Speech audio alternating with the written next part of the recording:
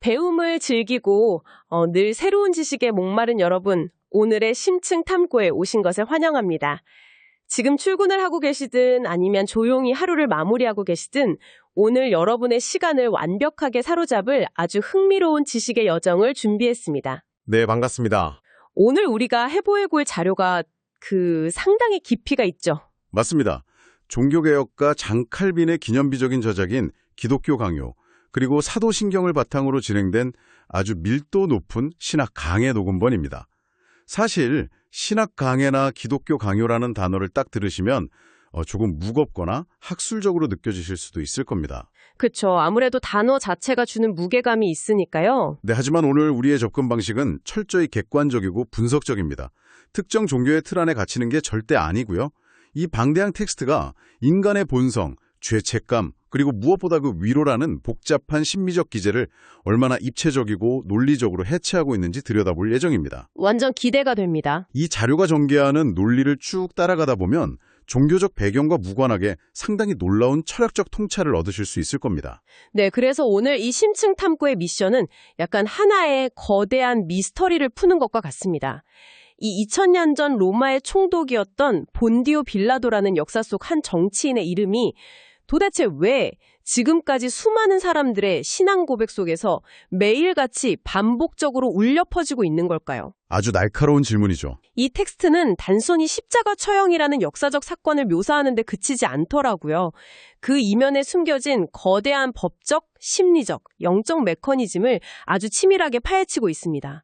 그래서 그 논리의 첫 단추로 자료 서두에 등장하는 그리스도의 신성과 인성이라는 다소 까다로운 개념부터 짚어보겠습니다. 네, 그 부분을 빼놓을 수 없죠. 제가 이 강의 녹음본을 들으면서 가장 흥미롭게 메모했던 부분인데요. 이 복잡한 개념을 설명하기 위해 칼빈이 영혼과 육체라는 아주 기가 막힌 철학적 비유를 끌어왔다는 점입니다. 칼빈이 그 비유를 선택한 건 정말 탁월한 수학적 장치였습니다. 그러니까 우리는 보통 누군가를 바라볼 때 그 사람의 육체와 영혼을 막 분리해서 생각하지 않잖아요? 농담으로 오늘은 너무 피곤해서 영혼은 집에 두고 육체만 출근했다 이렇게 말하긴 하죠. 네, 맞아요.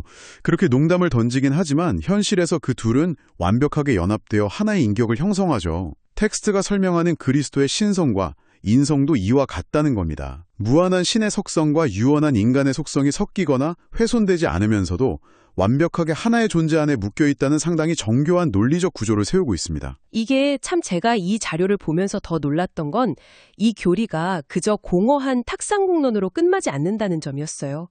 텍스트는 이 교리가 왜 중요한가, 즉 철저히 인간의 몸을 입었다는 사실이 우리 일상과 어떻게 연결되는지를 아주 구체적인 예시로 풀어냅니다. 네, 그 알레르기 예시 말씀하시는 거죠? 맞아요. 녹음본에 보면 어느 날 아침 알레르기 때문에 눈이 퉁퉁 부어오른 사람의 이야기가 딱 등장하잖아요. 예수가 알레르기를 앓았는지는 알 수 없지만 이 텍스트가 강조하는 바는 절대자가 인간으로서 겪는 극심한 피로감이나 질병의 고통, 그리고 신체적 연약함을 100% 직접 겪고 체휼했다는 사실입니다. 그 체휼이라는 단어가 중요하죠. 네, 긍휼히 여기고 깊이 공감한다는 뜻인데, 그러니까 오늘 하루 만원 지하철에서 치이고 일상에 지친 여러분의 그 뻐근한 피로감을 신이라는 존재가 이론이 아니라 감각으로 완벽하게 이해하고 있다는 논리 구조가 아주 인상적이었습니다. 바로 그 지점입니다. 그게 바로 이 신학적 텍스트가 당대 사람들에게 그리고 현대를 살아가는 여러분에게 제공하는 가장 강력한 심미적 위안의 근거거든요. 아, 위안의 근거요? 네. 인간은 극심한 고통이나 피로에 직면했을 때 신이 과연 내 고통을 알기나 할까 이런 본원적인 질문을 던지게 되잖아요. 이 텍스트는 그 질문에 대해 완벽하게 알고 있다고 대답하는 걸 넘어서 그가 직접 그 피로와 아픔의 주체가 되어 보았다고 논증하는 거죠. 직접 겪어봤다? 그렇습니다. 절대자가 유한한 인간의 제약 속으로 스스로 걸어들어왔다는 이 전제가 이후 전개될 십자가 처형이라는 거대한 사건을 이해하는 가장 핵심적인 토대가 됩니다. 자, 그럼 절대자가 유한함을 입었다는 그 전제를 안고 이제 텍스트가 다루는 본론으로 들어가 보죠. 저는 이 십자가 처형이라는 역사적 팩트를 다루는 자료의 접근법이 정말 마치 정교한 법정 스릴러를 보는 것 같았습니다. 법정 스릴러라는 표현이 아주 정확하네요. 텍스트가 아주 예리한 질문을 던지거든요. 왜 하필 로마 법정이었을까?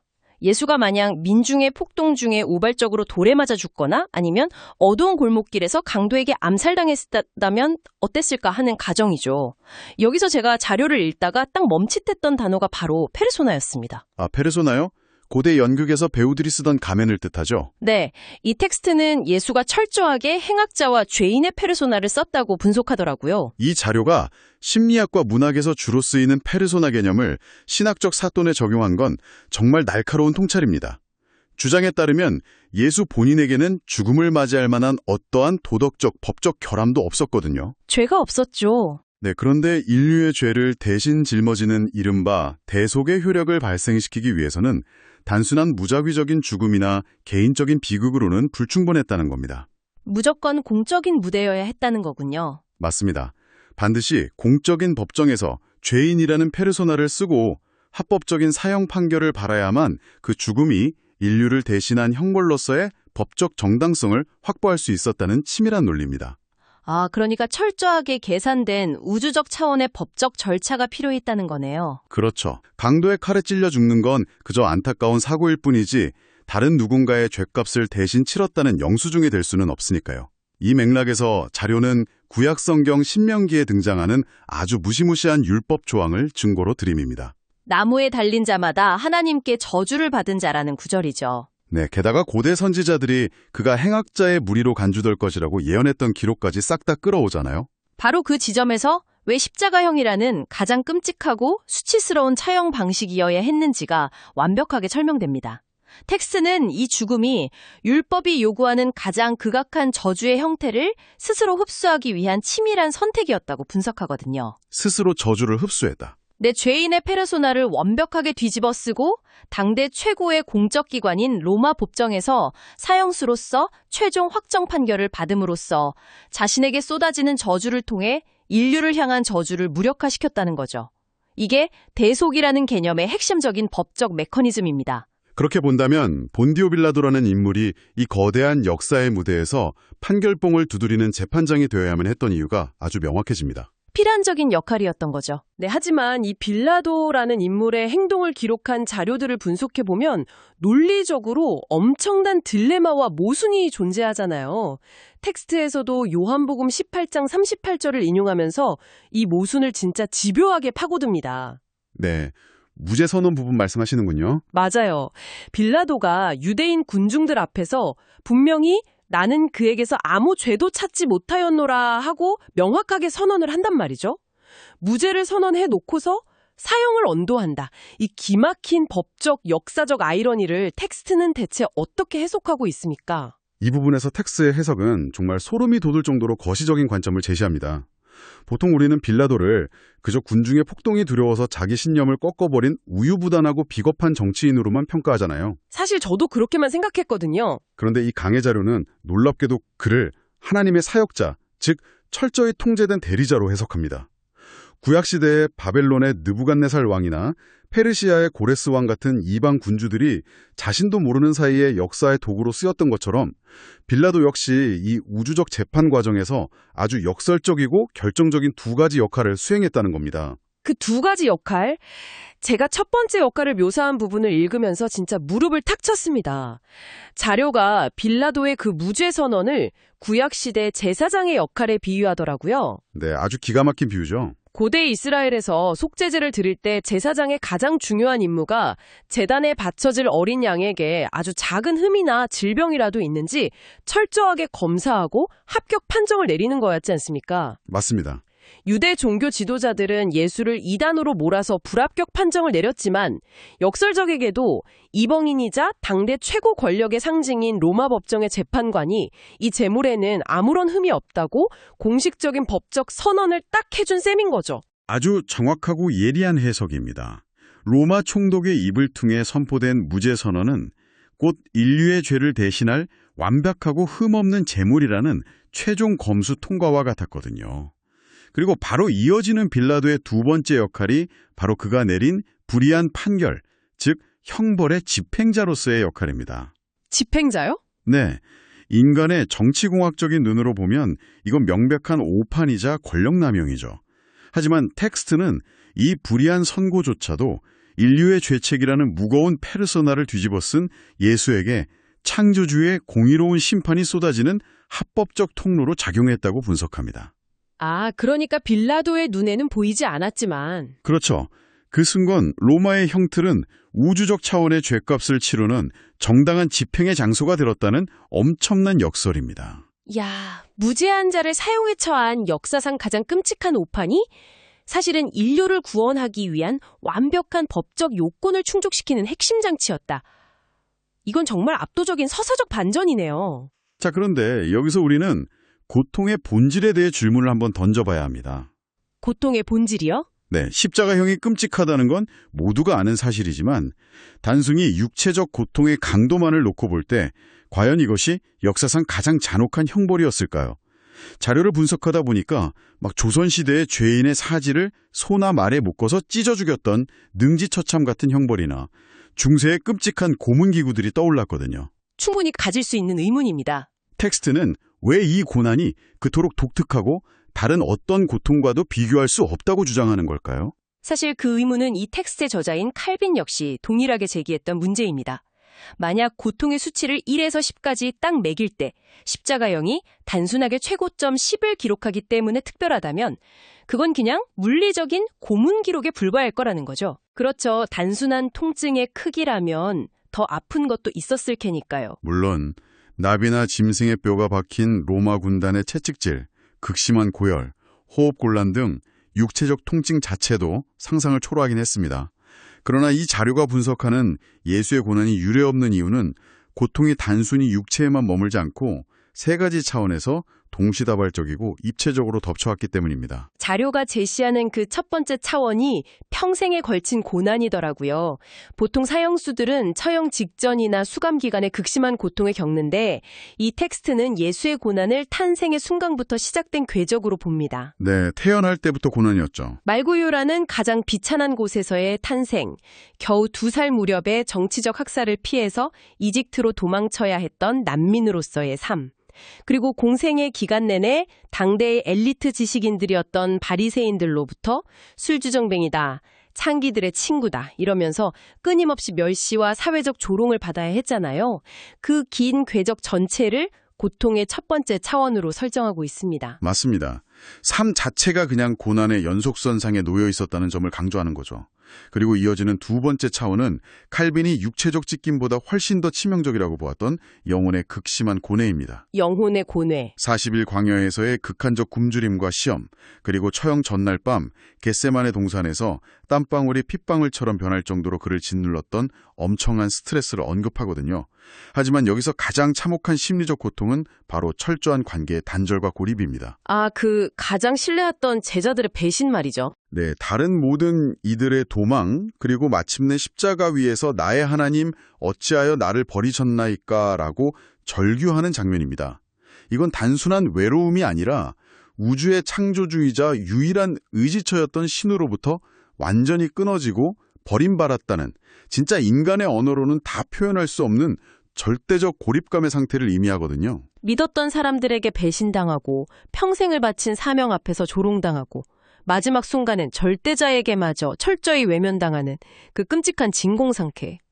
텍스트가 왜 이 영혼의 고립을 육체에 못 박힘보다 더 무겁게 다루는지 확 이해가 갑니다. 네, 정말 상상하기 힘든 고통이죠. 그리고 이 모든 비극을 단순한 순교자의 전기가 아니라 우주적 사건으로 격상시키는 것이 바로 텍스트가 말하는 세 번째 차원, 대속적 본질이겠죠. 정확합니다. 이사야서의 예언을 인용하면서 그가 맞은 채찍과 징계가 철저하게 자신의 호물이 아닌 인류의 죄악을 대신 짊어진 결과라는 점.